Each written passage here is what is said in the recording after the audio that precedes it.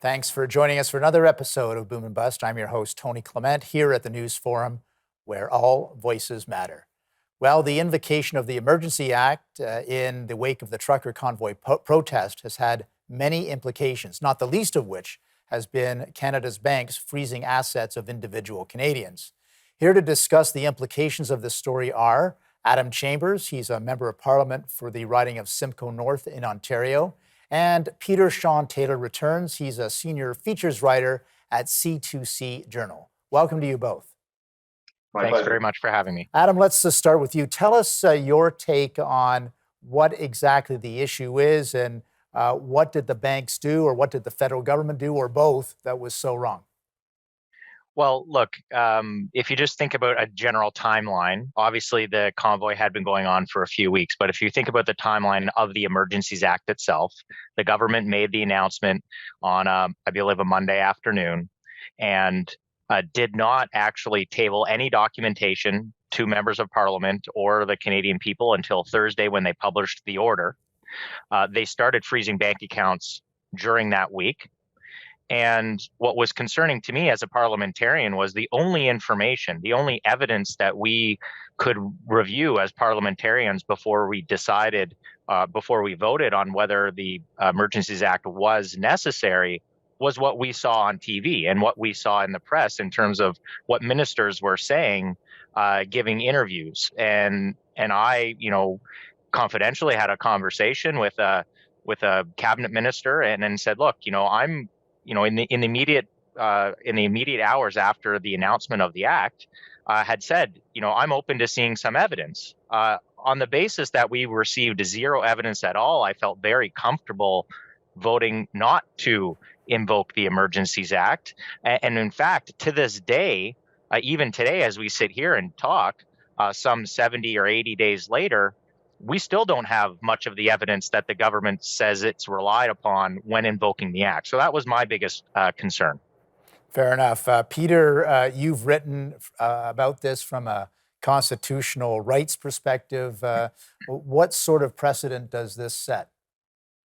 Well, taking away, the great sanction of the Emergencies Act was the real kicker that the government was able to avail itself of was obviously freezing bank accounts. Quite an unprecedented move, and the implications are that anytime the federal government is concerned about some sort of action or protest, they have this weapon in their back pocket. The ability to freeze people's bank accounts. And keep in mind, it wasn't the government directly doing this. They corralled the banks, the chartered banks and other financial institutions, into doing the dirty business for them. And all the while claiming it was the banks themselves who were deciding whose accounts to freeze and whose not to freeze. There was no due process, as Adam was referring to. So this is very powerful. Anyone can appreciate what it would be like to find out your credit cards don't work and you can't get money out of the bank. All the digital e-transfers and stuff that people now rely on, all that can be taken away and on very little evidence and without any real due process. That's the concern. Yeah, and Adam, there was a thing called the War Measures Act before the Emergencies Act, famously invoked by Pierre Trudeau in 1970. There they arrested people and threw them in jail. Here you're kind of in a virtual jail. That's kind of how freezing your bank account works, right?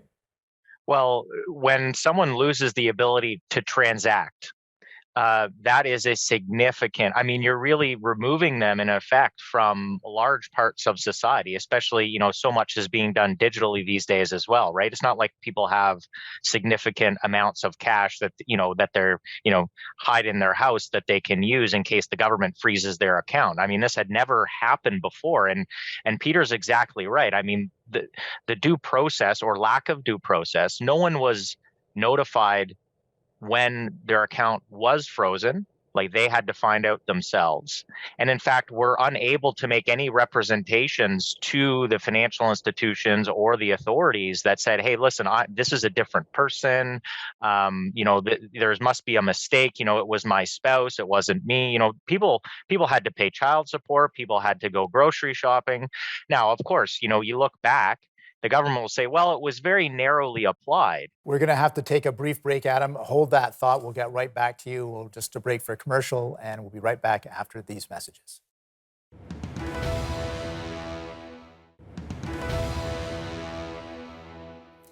Adam Chambers, I had to cut you off there. Please continue with your thought, where you're going with your analysis of the situation. Right. So the government now says, look, it was narrowly applied, and people say we shouldn't be as worried because there was only a couple hundred counts affected. The challenge is the order itself was written incredibly broad. It could have been interpreted that anyone who donated even as little as $20 could have been caught up in this. So the fact that the government actually narrowly applied it doesn't make it seem any better, because depending on the government of the stripe in a future day could use it in a very nefarious way or potentially malicious way. So that doesn't give me much comfort that in fact the government narrowly applied it. I maybe give them a little bit of credit for that. But at the time, there was a significant uncertainty. And as Peter mentioned, the government was misleading people about the process it was using. It said the banks had full discretion on whether to freeze an account or not. However, all of the banks and credit unions that testified to Finance Committee, they said they were under a legal obligation to freeze an account when provided with evidence from the authorities. Adam, I'm going to stick with you because you were at the Finance Committee. I gather you're the deputy finance critic for the Conservative opposition. So tell us what happened at the Commons Finance Committee when reviewing the Emergencies Act. Well, we purposely had a fairly narrow scope, Tony. We didn't want to get into many of the questions of, constitutionality. We did talk about due process, but we were very interested in the process that the government used with financial institutions. Who knew what when did you get asked to implement this act? Did you have a heads up? We found that the large financial institutions, the banks, they were having conversations with the government prior to the invocation of the act, whereas the credit unions and some other financial institutions and other people in the sector were told after the fact. They found out when the rest of Canada found out that they were going to be asked to freeze bank accounts. So we focused a little bit on the process and then how somebody could, get an account unfrozen. But partway through our study, of course, the act was only in effect for a short period of time. So we then turned quickly to a little bit of a post facto review of what occurred. Peter Shawn Taylor, come back to you a little bit. What do you see, and I know you've written about this, what do you see as the dangers with a banking sector that is beholden to the federal government with this invocation? Well, that's the really surprising thing about this. You can criticize the government on a political basis for invoking the Emergencies Act. What's really surprising from a consumer's point of view is the fact that how willingly the banks seem to go along with this. Very little pushback at the time. And even during the hearings that Adam attended, the banks seemed really interested in a strange sort of way in supporting the government's narrative, that it wasn't a big deal, that their customers didn't really complain. A big difference between the banks and the credit unions when they appeared over, how their customers reacted. The Credit Union Association president was pretty clear that her customers were quite perturbed about this process, and some people were taking out hundreds of thousands, in a few cases millions of dollars, because they had no idea, when is the government going to come for my account? So a strange kind of behavior on the part of the banks to acquiesce to this. Where was we're now finding out constitutionally it was quite shaky. If the banks had prior knowledge, why didn't they push back a little bit? Why didn't they demand a stronger legal foundation? One of the most surprising things I found from listening to the committee hearings that Adam sat in on was there was no written instructions. One of the finance department bureaucrats said, they could phone if they had any questions and we'd explain it to them. But not providing clear written directions is also a very strange thing that I would think a a bank would question it. And keep in mind, the bank's basic business model is safeguarding other people's money. And what happened during the Emergencies Act? Well, they allowed that money that they were safeguarding for other people to be frozen by the government, and they never seemed to object to that. They just acted like this was the normal course of action, and I find that quite disappointing. And I suspect quite a few bank customers also found it disappointing. Yeah, we've got about 30 seconds to the break. Peter, do you know of customers who were upset by this? Adam had a few stories there. Is it the same for you in terms of your I don't have understanding? any personal anecdotes, but I do know that, what I mentioned about the credit unions, that if people were taking out millions of dollars from a credit union, I don't think that credit union customers and bank customers are really all that different. I suspect that the bank customers were just as perturbed as just the banks chose not to mention it during the committee hearings or publicly. Indeed, and we're going to continue this discussion right after the break. Please stay with us. We'll be right back.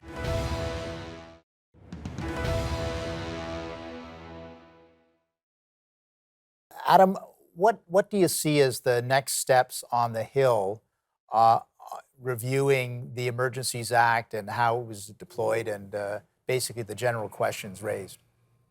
Well, we will have our Finance Committee report hopefully done very soon. That would be made public. We had other reviews done by other committees. And of course, we do have now the inquiry that's been started. So all eyes are really now turned to this inquiry that's being led by a judge. And so, we'll be waiting we want to see what kind of information the judge is going to receive. Will the government waive cabinet confidentiality? What evidence did the government rely upon before invoking the act? And so I think, most of us will now just wait to see what that report looks like. And of course, if there's any other testimony, what we are seeing now, though, looks like the government's ground in terms of the evidence that it had was really not much of anything. People are saying, they had a deputy minister just earlier this week saying they were getting some of their information on the evidence from what they were seeing on TV. Right. And I think there's been certainly some consternation over whether the public safety minister, who said that he was relying on police services' view that it was an emergency, when the police services denied that they'd ever communicated that information. Is that right? Well, that's certainly what was reported yesterday. I haven't had an opportunity to test the minister's knowledge of that. I expect today in question period or over the weekend we will have that ability to be tested. I believe the phrase was that the minister was misunderstood. So we'll see how that plays out over the next couple days. Peter Shawn Taylor, you've obviously been covering the hearings as well. What's your take on things? Well, I just go back to disappointment at the banks and what kind of damage they've done with their customer base by basically allowing themselves to be turned into the tip of the government spear in this. They were the enforcer for the Emergencies Act, and will they face any blowback from their customers? And the one example I think that they failed to follow was example in 2014 when the cell phone companies, Rogers and Telus, were put in a kind of similar situation. The police in Peel Region asked for this enormous, what they call a cell phone tower dump.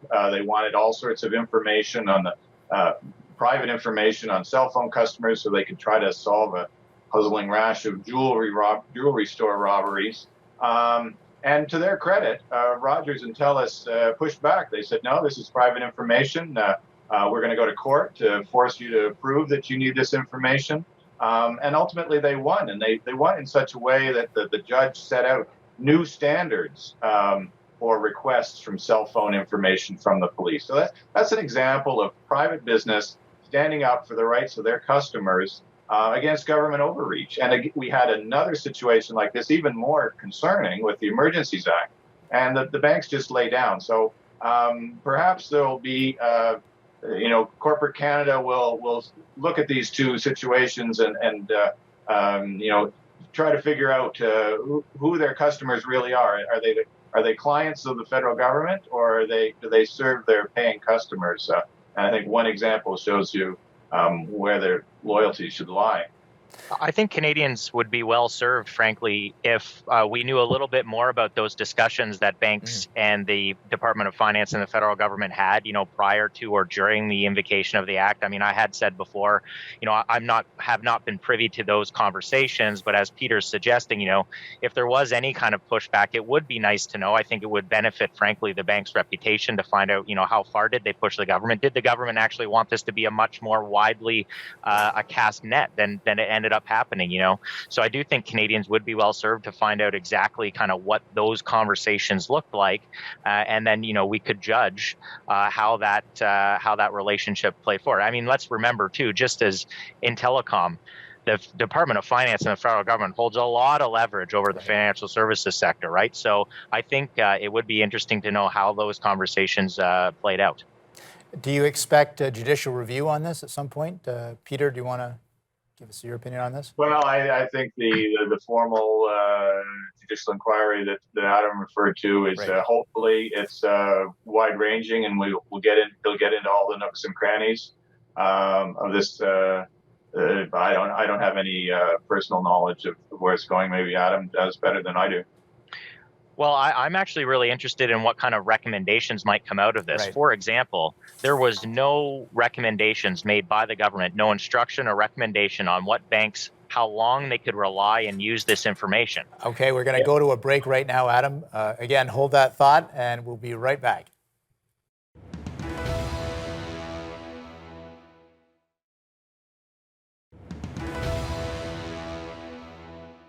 Welcome back to Boom and Bust. Adam Chambers, Member of Parliament, Simcoe North. Please continue your thought before we were cut off there. Right. So the government actually didn't provide any instruction to the financial institutions about how they could use the data that they received from the RCMP. So the information went directly from the RCMP to the financial services company. It included Excel documents, names, lots of information. Now the concern is, how long can a financial institution use this information? If somebody goes to open an account in a year from now, are banks going to review this list of individuals who are identified as being associated with the convoy and potentially refuse them service?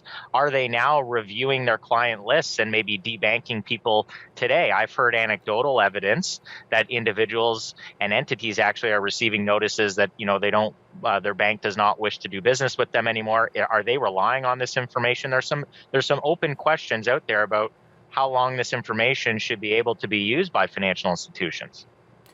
Peter Shawn Taylor, do you have those same concerns?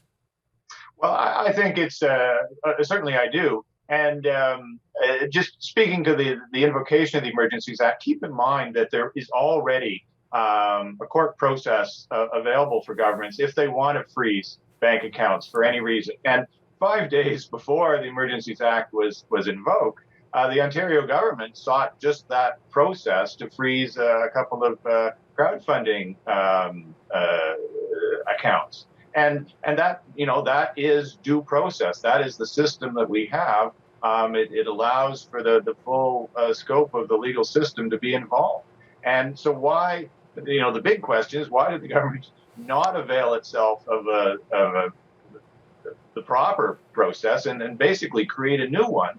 And in doing so, force the banks into this uncomfortable position of freezing their own clients' accounts without any court involvement. So that's lots and lots of questions, and hopefully we'll get answers. But there's certainly lots of reason to be concerned as if the Emergencies Act stands in its current form. I think that's right, Peter. Just because something made it easier didn't mean it was necessary. There was an existing process that the government could have availed itself of. Yeah, Adam, I'm sure you're probably scratching your head at some of these committee hearings, because it just comes up again and again that there were a lot of powers the federal government had, that they had to go through a due process to get to those powers, but there was a process, and yet they short-circuited it all with the Emergencies Act. Is that one of your concerns? Well, absolutely. And then even with respect to other protests were cleared in the country without relying on the Emergencies Act. So there are a couple things. did they exhaust all the avenues available to it before resorting to the Emergencies Act, right? There's this expectation that you have to have tried or looked at other avenues before you use this never before invoked act. And then even what you do during the act, could you have done what you did using the Emergencies Act through other means? And I think what Peter's just mentioned is, well, yes, I mean, they did it. The Ontario government froze accounts related to, I believe it was GoFundMe. And so, of course, leaves lawmakers, legislatures kind of thinking, well, what was the need and the necessity of using this act when it looks like the tools used, by the way, what they arrested people for so far has been mischief. It can be a serious offense, but generally speaking, it, wasn't terrorism. It wasn't, a conspiracy to breach the walls of Parliament, unlike we were led to believe by ministers of the Crown. Peter, are you concerned that this sets a precedent and that they'll be resorting to these kinds of extraordinary measures more easily in the future? Well, it certainly proved that if a government feels like it wants to accelerate the process and skip the courts, that they can. And that's what this retrospective process going on right now. We've got to create some controls on this. Certainly, there is a need for some sort of Emergencies Act in Canada because you might have real emergencies. But was this a real emergency? I don't think so. And so I don't think an Emergencies Act should be used for things that clearly aren't emergencies. If mischief is the worst that's come out of this, then it wasn't really an emergency. And the testimony from various police chiefs, et cetera, saying that they didn't ask for these sorts of powers, it puts the proof to that. Gentlemen, we're out of time. It's been a very interesting discussion, and no doubt there'll be more to talk about. Thanks for joining us today. My Thanks pleasure. very much for having me.